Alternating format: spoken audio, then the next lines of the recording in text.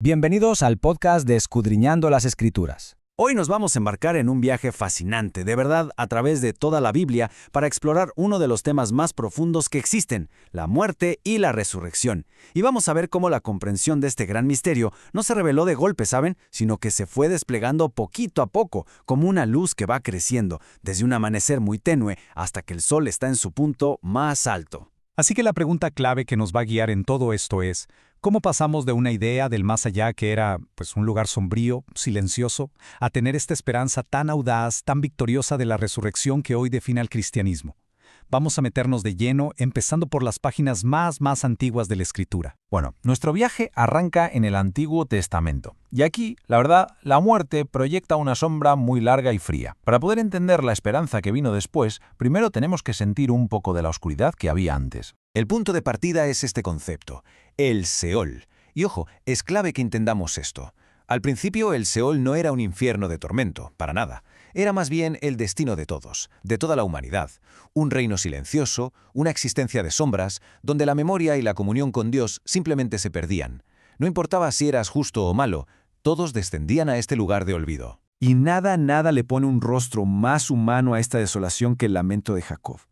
Cuando él cree que su hijo amado, José, ha muerto, su única expectativa es irse con él a la finalidad sombría del Seol.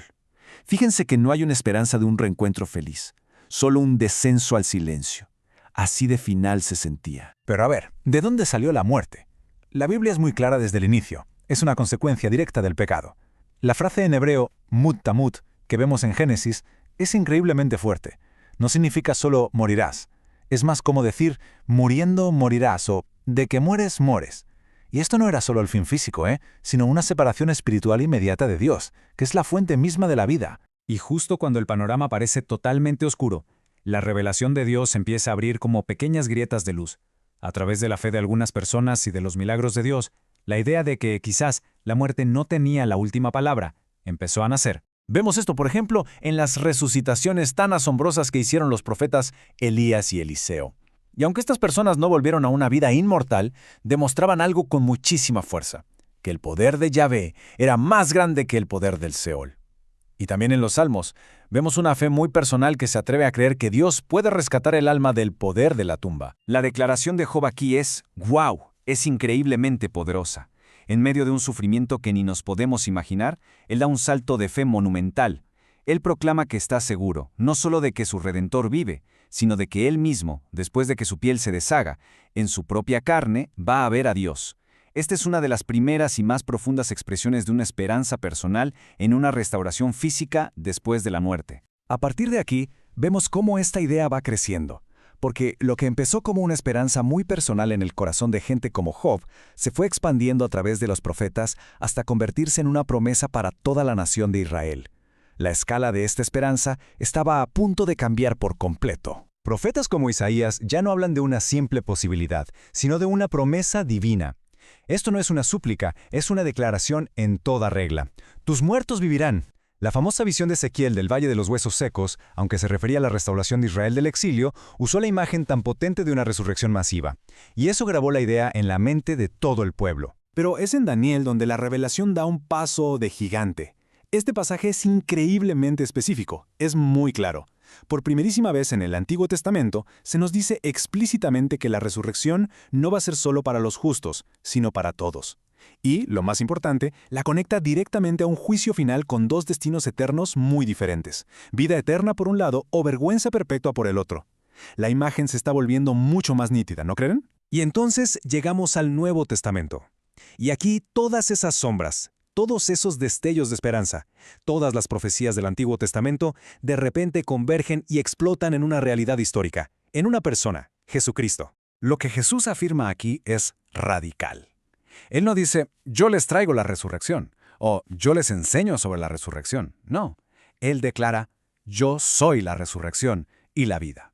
Se pone a sí mismo como la fuente, el poder y la realidad misma de todo aquello que los profetas y los salmistas apenas habían podido entrever. Y aquí, justo aquí, está el corazón del Evangelio.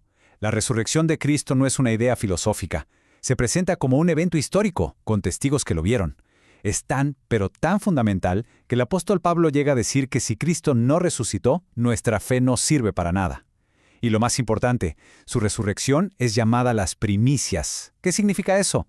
Pues como el primer fruto de una cosecha, que garantiza que el resto de la cosecha, o sea, nosotros, también va a llegar. La tumba vacía no es solo un evento que pasó hace mucho tiempo. Sus efectos se proyectan hacia nuestro futuro y sobre todo transforman nuestro presente de una manera radical.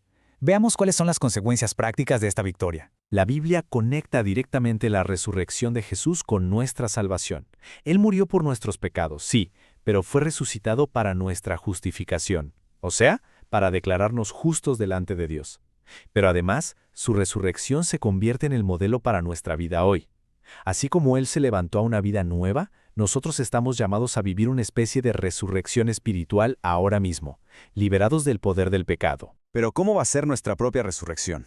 Bueno, Pablo nos da una comparación que es asombrosa.